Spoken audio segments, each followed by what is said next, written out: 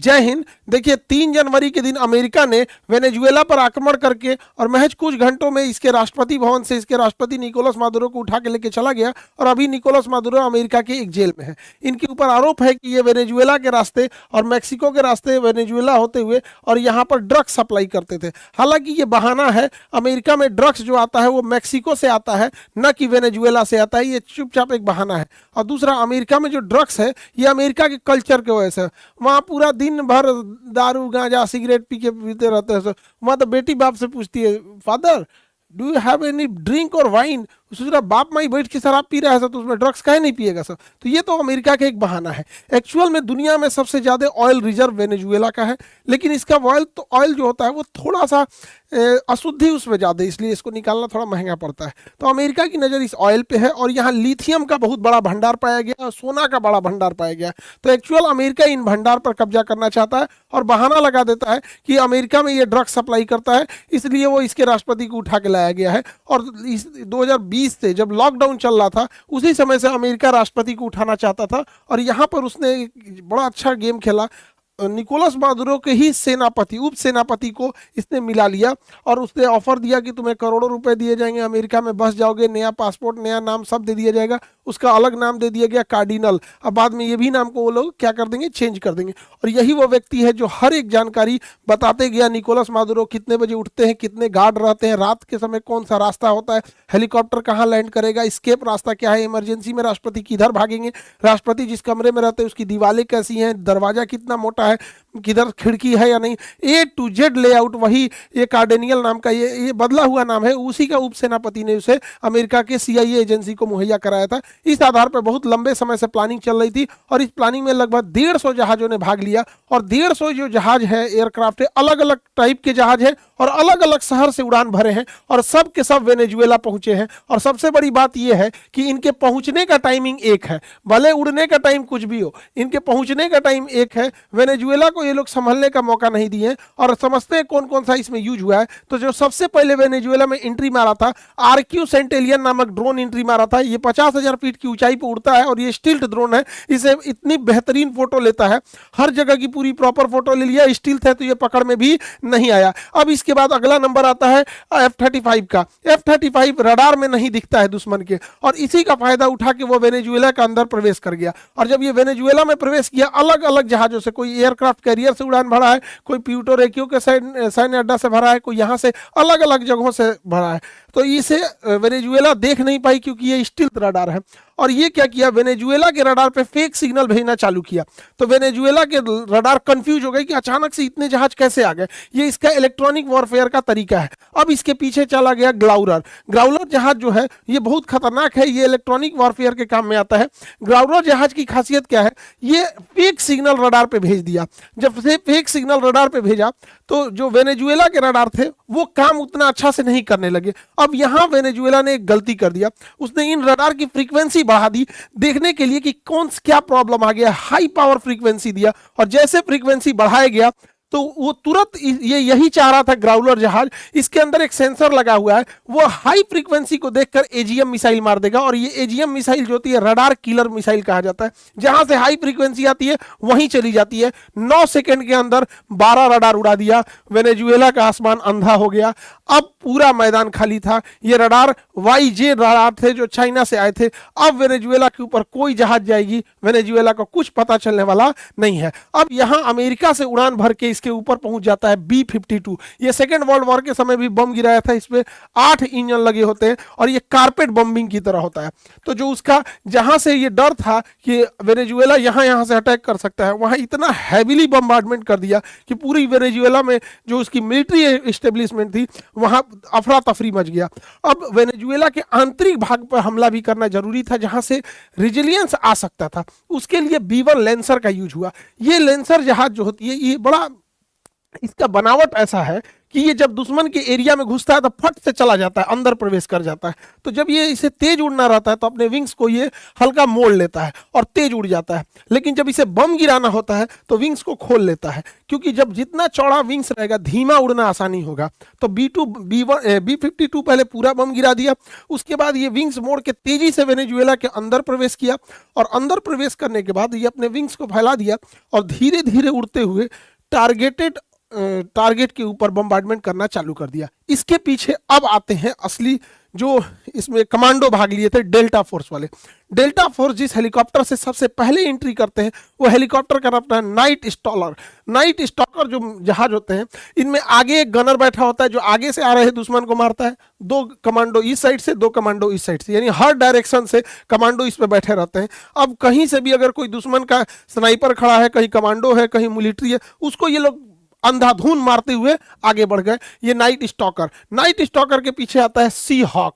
सी hoc की खासियत क्या है, इसके आगे गनमैन बैठे होते हैं, वो अगर कोई बचा हुआ है उसको मार देंगे और पीछे इनके खाली जगह होता है जहां पे ये कमांडो ड्रॉप भी कर सकते हैं। तो ये हमला भी करेगा और ड्रॉप भी कर देगा, ये दोनों का काम कर देगा। तो आगे नाइट स्टॉकर गया, पूरा साफ कर दिया, जो बचे हुए उसे सी हॉक साफ कर दिया। अब उसके पीछे आते हैं चिनूक हमला करने के लिए नहीं आया था, इसमें ज्यादा से ज्यादा सैनिक बैठ जाते हैं, ये गया था ड्रॉप करने के लिए। इसमें बीच से भी कोई सैनिक निकल सकता है और साइड से भी।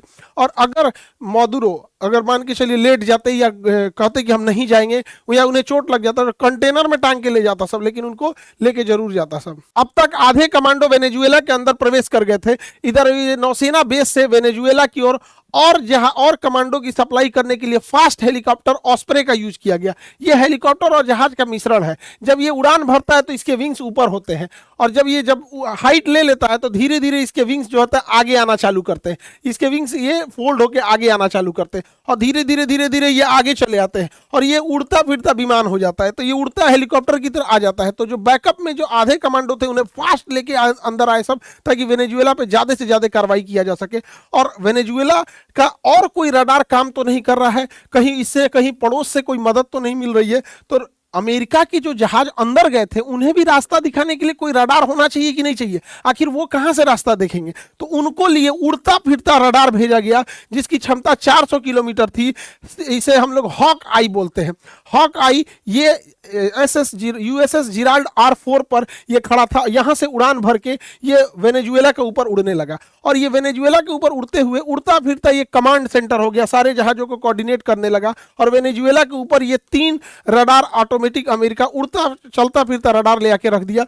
और जिराल्ड R4 ये कैरेबियन सागर में अपना लंगर डाले हुआ था ताकि कोई दुश्मन का जहाज या कोई चाइना या रसिया कोई बैक सपोर्ट इसे न दे दे। यदि वेनेजुएला की नेवी अगर हरकत में आती है तो वेनेजुएला अगर पनडुब्बियों को पानी में रखता है तो पनडुब्बी बड़े खतरनाक होते हैं, इन्हें साइलेंट किलर कहा जाता है। तो पनडुब्बियों को मारने के लिए अमेरिका के पास बोइंग का बनाया हुआ P-8I पोसाइडन जहाज है। ये जहाज में देखिएगा एक भी खिड़की वगैरह नहीं है, इसके अंदर बहुत सारे सेंसर लगे हुए हैं नीचे की ओर और इसके अंदर पूरा कमांड एंड कंट्रोल सिस्टम है। अगर कोई भी पनडुब्बी देख लेगा तो ये ऊपर से ही मिसाइल गिरा देगा। पानी के अंदर चलने वाली मिसाइलों को टारपीडो कहते हैं।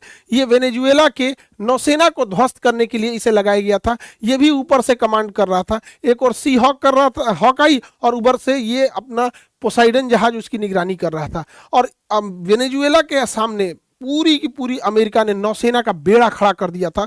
ये फुल फ्लेजेड वार के लिए रेडी थे कि अगर वेनेजुएला की ओर से कोई एक्शन लिया जाता है तो यहाँ जितने जहाज हैं रेडी टू मूव है, सब में कॉकपिट में पायलट बैठे हुए हैं, सब उसकी नेवी खड़ी हुई है, पीछे उसके प्यूर्टो रिको, फ्लोरिडा और अन्य एयरबेस पे पूरी की पूरी मिलिट्री तैनात थी। हर जहाज में कॉकपिट में जहाज में पायलट रेडी थे कि अगर वेनेजुएला की ओर से कोई अटैक आता है तो इतना तेजी से ये हमला करेंगे कि पूरी इस्टेब्लिशमेंट खत्म हो जाएगी। वेनेजुएला को ये लोग संभलने का मौका नहीं देते।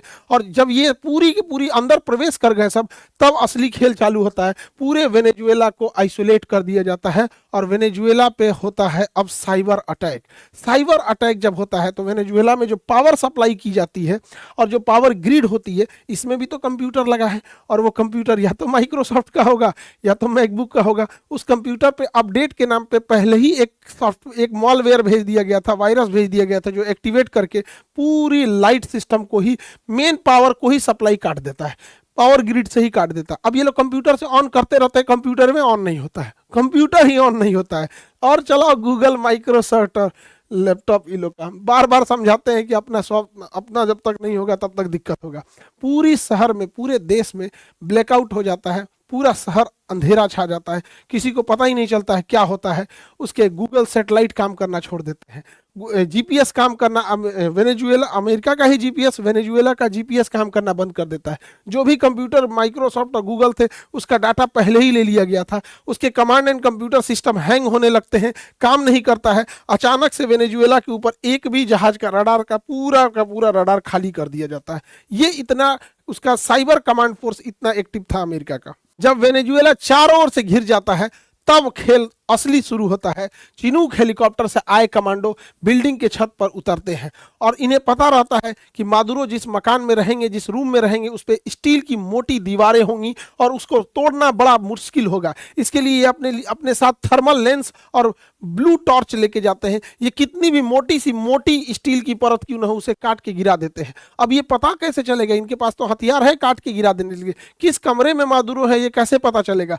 कमरा तो बंद रहेगा अंदर से। इसके लिए पूरी बिल्डिंग में मादुरो कहां है, इसके लिए इन्होंने ग्राउंड पेनिट्रेटिंग रडार रखा था, वॉल पेनिट्रेटिंग रडार। इस रडार से हम अगर रखते हैं तो उसके अंदर क्या चीज है दिख जाता है। ये तो नॉर्मल भी चीज यूज होती है, जैसे ट्रक में क्या जा रहा है क्या नहीं जा रहा है तो पूरा खोल के पहले यूज होता था, अब तो रडार से ही ऐसे देख लिया जाता है। लेकिन ये उससे हाई पावर होता है और अंदर ये इंफ्रारेड सिग्नल और हीट सिग्नेचर भेज के भी पता कर लेता है कि इस वॉल के अंदर कितने लोग हैं। और जैसे ही वॉल के अंदर देखा गया कि 2 लोग हैं और कद काठी से पता चल गया कि तो तुरंत दरवाजा तोड़ के अंदर घुस गए और अमेरिकी कमांडो, डेल्टा फोर्स के कमांडो इन्हें उठाकर और यहां से वेनेजुएला से उठाकर और अपने हेलीकॉप्टर में लेकर, और यहीं अमेरिकी नौसेना का जहाज खड़ा था यूएसएस इवो जीमा, और इसी के ऊपर लैंड किया गया और यहीं से ये फोटो रिलीज की गई थी और पूरी दुनिया को बताया गया कि वेनेजुएला के राष्ट्रपति निकोलस मादुरो को किडनैप करके ले आ जा चुका है और अब वो अमेरिकी नौसेना के एक जहाज पे है। यहाँ से इन्हें प्यूर्टो रिको के भेजा गया हेलीकॉप्टर से, फिर यहाँ से ये फ्लोरिडा है और यहाँ अभी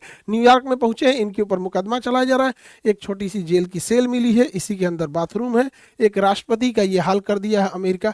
पूरी दुनिया को अमेरिका ने दिखा दिया है।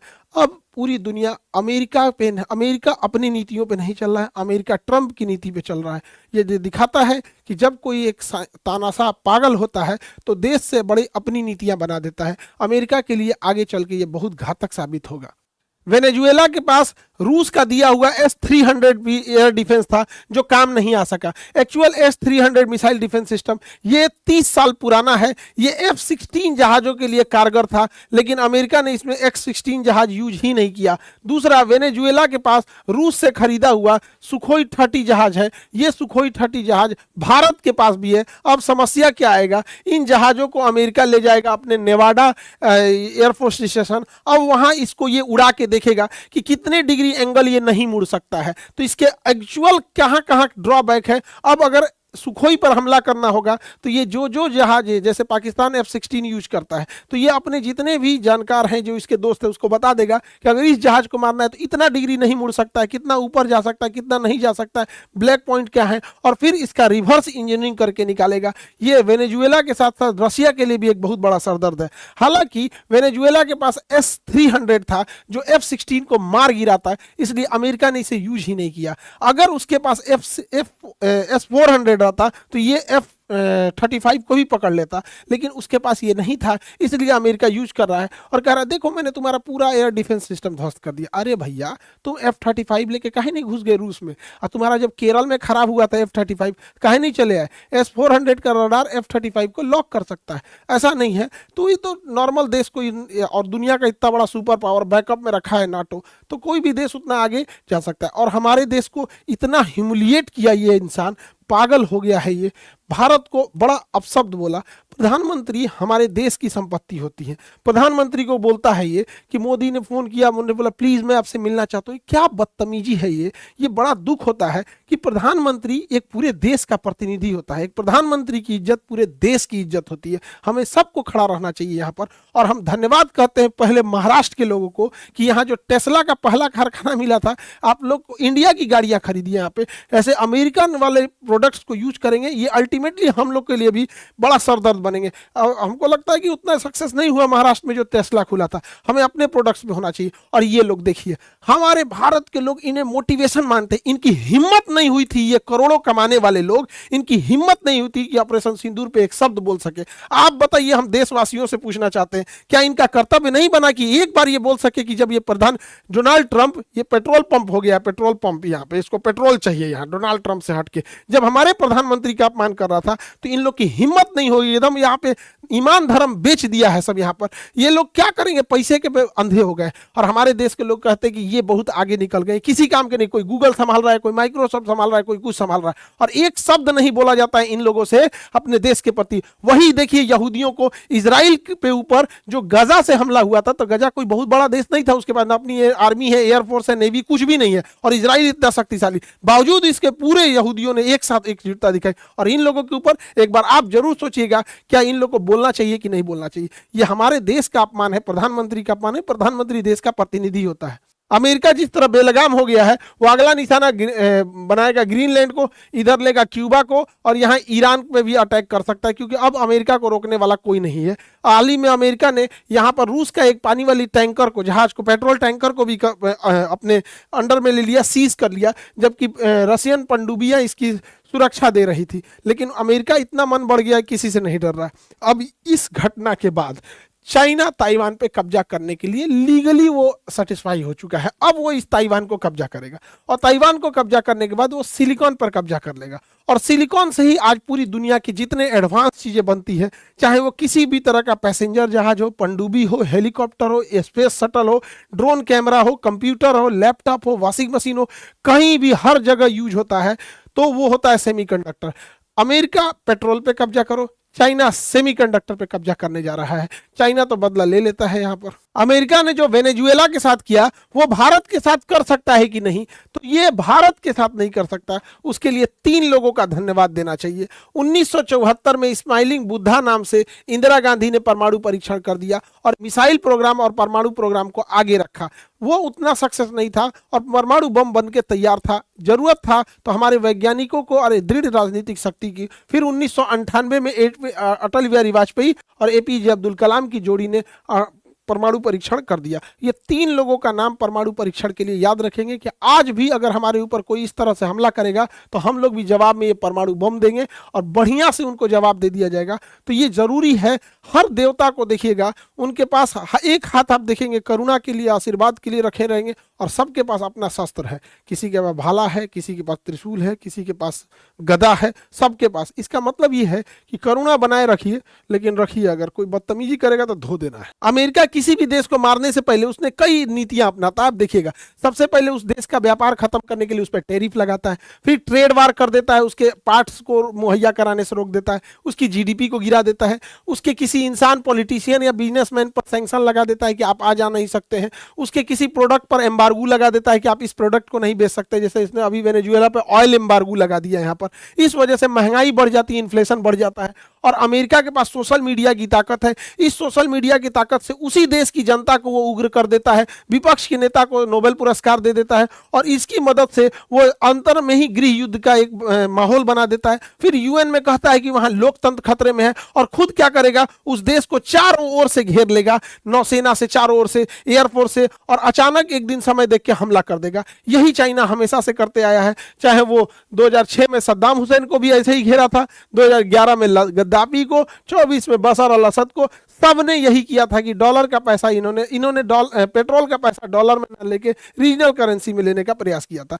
इन लोगों को आज तक नहीं समझ में आता है कि चाइना, अमेरिका पिछले 3-4 साल से घेर के इकोनॉमी गिरा देता है। अमेरिका को अगर कोई अच्छा से जवाब दे सकता है तो किम जोंग। अमेरिका जब भी इसके बारे में कुछ भी बोलता है, अभी कल तो 2-4 गो हाइपरसोनिक मिसाइल मारा है, इसका सीधा कहना है अगर अमेरिका कोई एक्शन हमारे ऊपर लेगा, घेराबंदी चालू होगा, तो सबसे पहले जापान को मुंगा देंगे और साउथ कोरिया को मार देंगे। ये दोनों बहुत डेवलप है। ये कहता हम क्या किए, कहा वो सब हम नहीं जानते हैं, हम तुमको मार के खत्म कर देंगे, परमाणु बम पहले इन्हीं पे मारेंगे।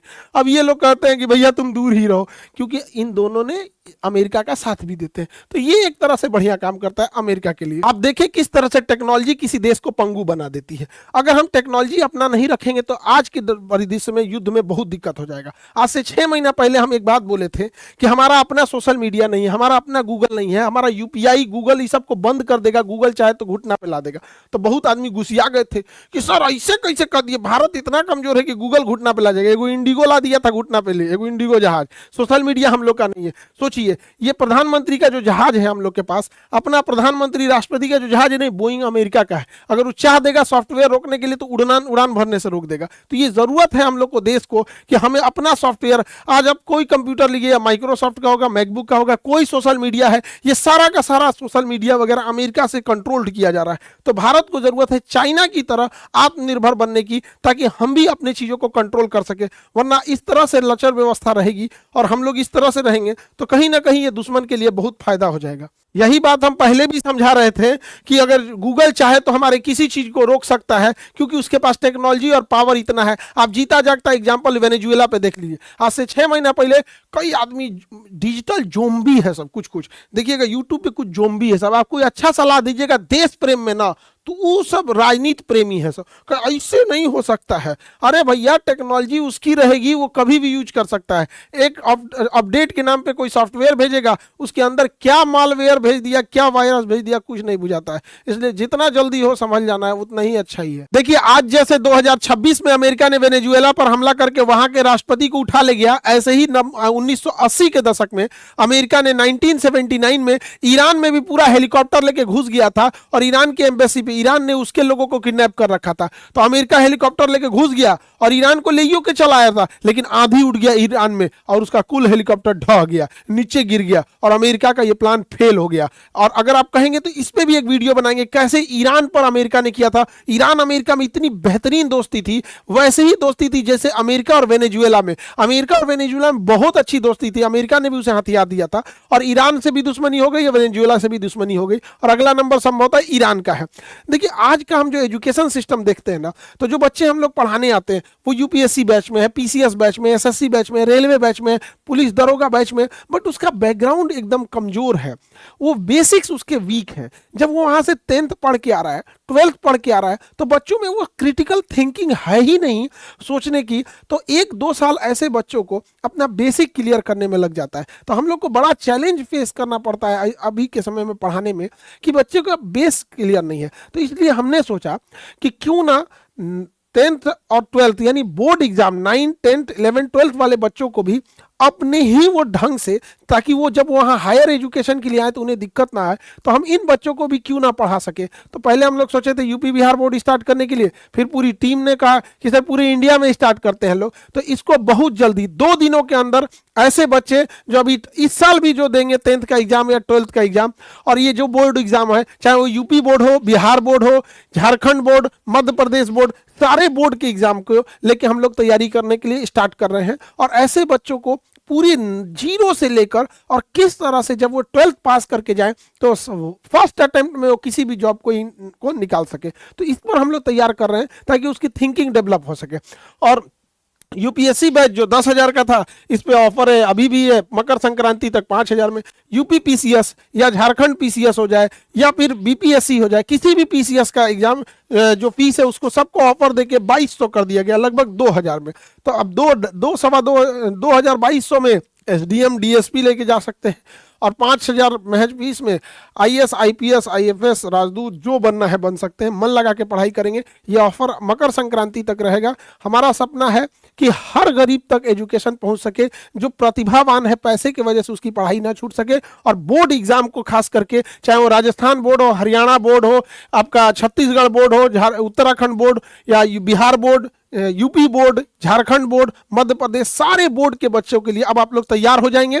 और गार्जियन लोग, अब आप लोग भी तैयार हो जाइएगा।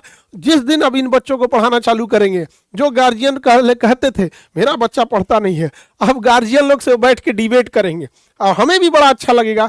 10th का बच्चा, 12th का बच्चा जब किसी टॉपिक पे लेके अपने फादर से, अपने सीनियर भाई बहन से डिबेट करेगा और तब वहाँ अच्छा लगेगा, तब जाके एक अच्छे लेवल पे उतार होगा। और ऐसा नहीं कि इनकी फीस बहुत ज़्यादा होगी, हमारा तो पूरी इंडिया से इसी बात की लड़ाई है फीस कम करने के लिए। तो बोर्ड एग्जाम वाले बच्चे भी अब तैयार हो जाइए, नीट जेई का भी फीस वैसे ही रहेगा, बोर्ड एग्जाम का भी एकदम मिनिमम फीस में बेस्ट क्वालिटी दिया जाएगा।